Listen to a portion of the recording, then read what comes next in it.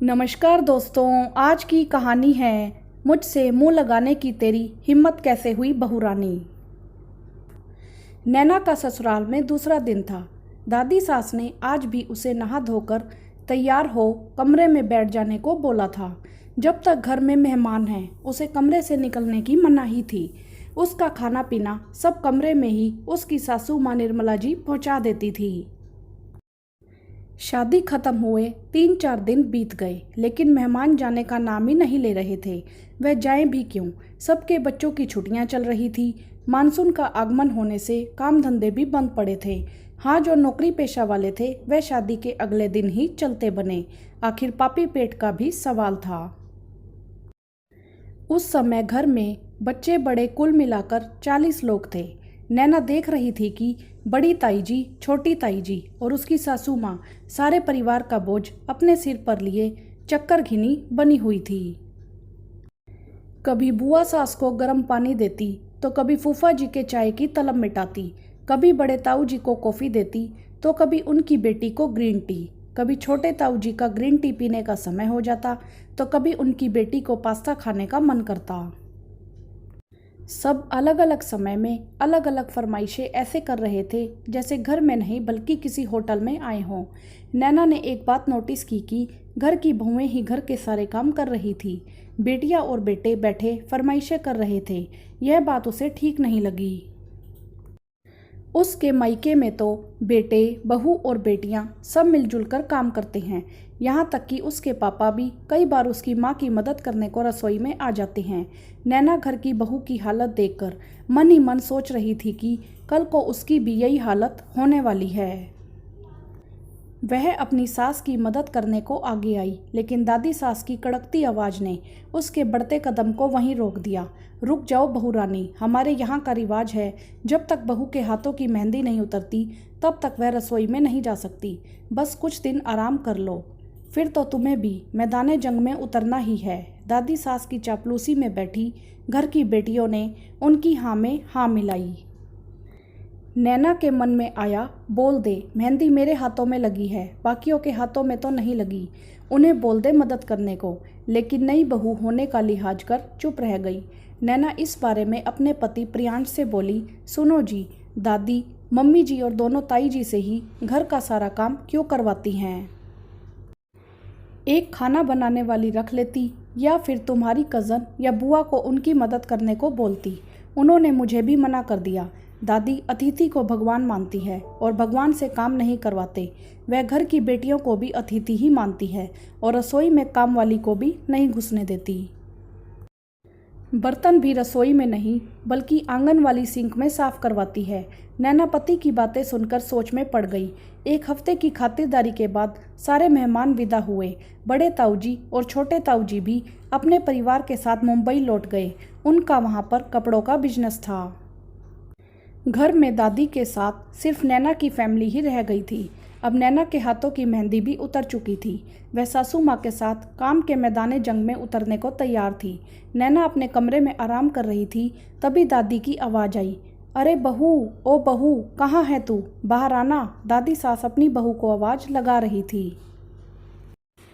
उनकी आवाज़ सुनकर नैना अपने कमरे से बाहर आई और बोली, हाँ दादी जी, कहिए, क्या काम है? तू जा बहू रानी, मैंने निर्मला बहू को बुलाया है, दादी बोली। तभी निर्मला जी वहाँ आ गई। जी माँ जी, बुलाया आपने?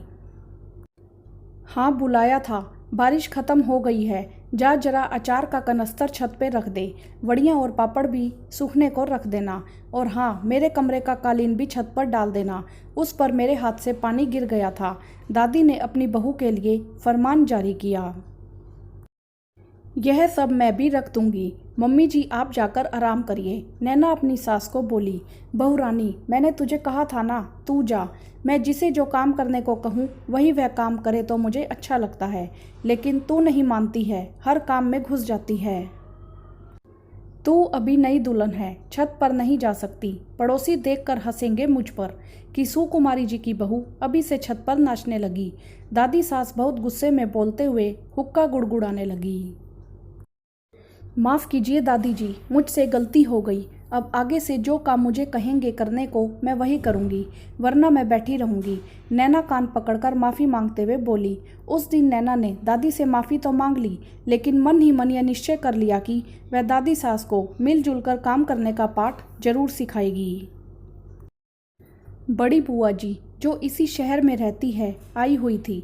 वह अक्सर आती ही रहती थी और घर की बहुओं के खिलाफ दादी सास के कान भरती रहती थी। नैना अपने कमरे से देख रही थी कि दादी सास और बुआ जी दोनों एक दूसरे के कान में कुछ बोल रहे थे। वह सुनने की कोशिश कर रही थी, लेकिन सुन नहीं पाई। हमेशा की तरह दादी सास फिर चिल्लाई, अरे बहू, बहरी हो गई है क्या? अब क्या मैं अपना गला फाड़ फाड़ कर चिल्लाऊं? तब जाकर सुनेगी मोई। कभी एक बार में सुनती ही नहीं है। सुकुमारी जी इस बार जरा दम लगाकर चिल्लाई थी। निर्मला जी जैसे ही फोन रखती हैं, उनके कानों में सुकुमारी जी की कड़कती आवाज़ आती है और वह भागकर सुकुमारी जी के पास आ जाती है। अम्मा, आपने मुझे बुलाया क्या? क्या चाहिए आपको? हाँ, मुझे पान चाहिए, दादी बोली। निर्मला जी दादी का पान लेने के लिए टेबल की तरफ मुड़ी ही थी कि उनका पांव कालीन में उलझ गया और वह धड़ाम से गिर गई। नैना अपने कमरे से देखती भागकर आई और निर्मला जी को हाथ का सहारा देकर उठाया। बुआ जी यहीं बैठे हैं, आप उनसे भी तो पान ले सकती थी।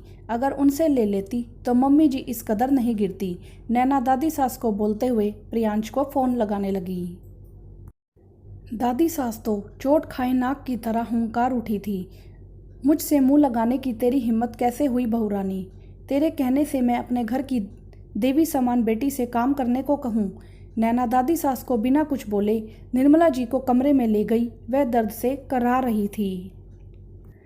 प्रियांश डॉक्टर को लेकर आ गया। डॉक्टर ने चेकअप के बाद बताया कोई दिक्कत नहीं है, बस चोट ज़्यादा तेज है, कुछ टूटा फूटा नहीं है। डॉक्टर ने कुछ दवाइयाँ लिखी और 10 दिन का बेड रेस्ट बोलकर चला गया। दादी सास नैना से नाराज थी। निर्मला जी के बेड रेस्ट की वजह से घर के सारे कामों की जिम्मेदारी अब नैना के सर पर आ गई थी।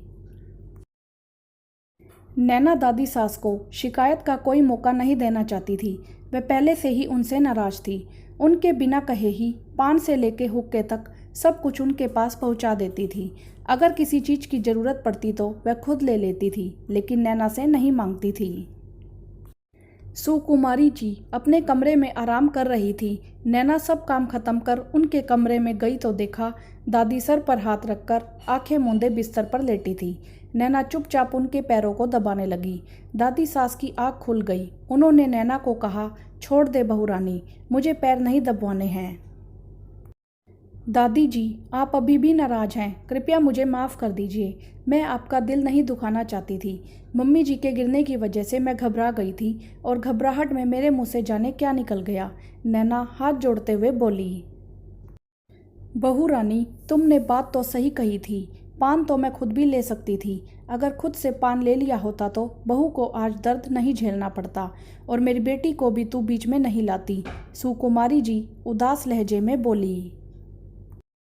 माफ़ कीजिएगा दादी जी, मैं जो उस दिन कहना चाह रही थी वह आप समझी नहीं। नैना बोली। क्या कहना चाह रही थी बहू रानी? खुल कर बोल, पहेलियाँ मत बुझा। सुकुमारी जी बोली। घर में सब मिलजुल कर काम करते हैं तो थोड़ी थोड़ी जिम्मेदारी सब में बढ़ जाती है।